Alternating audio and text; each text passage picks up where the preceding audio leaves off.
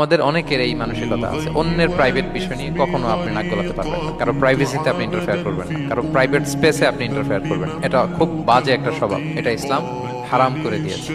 আমাদের অনেকের মধ্যে আছে খুঁটে খুঁটে, ভাই এটা কি ওইটা কি করছেন, সরকারি চাকরি না প্রাইভেট চাকরি, বেতন কত, বয়স কত, ওইটা কত, হাবি যাবি, এটা তার ইটস নট হিজ বিজনেস। তারপরে মানুষ খুঁচিয়ে খুঁচিয়ে নিঃসন্তান দম্পতি আমি দেখেছি, তাদেরকে পেলে অনেকে, ভাই কি সমস্যা, কয় বছর হইল, বাচ্চা নিচ্ছেন না কেন, কবে হবে, কার সমস্যা, আপনার সমস্যা না ভাবির সমস্যা, বেটা তোর কি সমস্যা ওইটা বল।